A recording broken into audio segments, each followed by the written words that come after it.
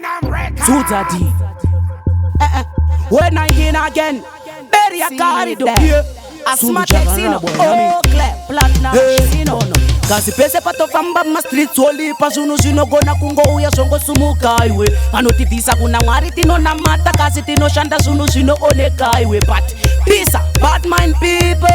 peace dururan people peace my angels please and them uno chaka pasa I see Tom and Jerry think this bury your resident this chairman intini doch manyange mushini dochi manya kuza kana tashmani but yeah me wonder why Seko simdanso yakudai inga wanga uri mumwe wangu wani sunu zino shaisha aiwa mawani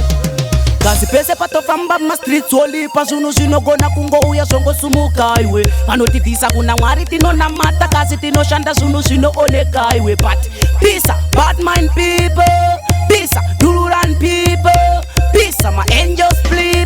and them uno chaka pasa Minyaziva korinde tochinjisa sunu kana tika shika Kunza fire kingi kana ponda kinde To end up a stage tiri soba Atiro ene manginde tiri kurilisa hit after hit atiskubatika Semunu ane chipande kana uchisiva kuti uri beria uri mu mafia Uya kudo hande Kazi pese pato famba ma street soli pasunu sino gona kungo uya songo sumuka iwe anotivisa kuna ngwari tino na mata kazi tino shanda sunu sino oneka iwe but peace bad mind people peace dururan people peace my angels please and them uno chaka pasa I see Tom and Jerry think this bury your resident this chairman intini doch manyange mushini dochi manya kuza kana tashmani but yeah me wonder why Seko simdanso yakudai inga wanga uri mumwe wangu wani sunu zino shaisha aiwa mawani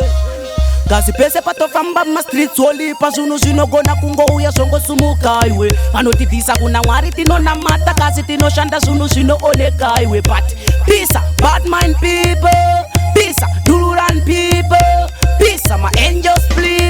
and them uno chaka pasa Minyaziva korinde tochinjisa sunu kana tika shika Kunza fire kingi kana ponda kinde To end up a stage tiri soba Atiro ene manginde tiri kurilisa hit after hit atiskubatika Semunu ane chipande kana uchisiva kuti uri beria uri mu mafia Uya kudo Kazi pese pato famba ma street soli pasunu sino gona kungo uya songo sumuka iwe anotivisa kuna ngwari tino na mata kazi tino shanda sunu sino oneka iwe but peace bad mind people peace dururan people peace my angels please and them uno chaka pasa I don't know say different thing I know it upon you know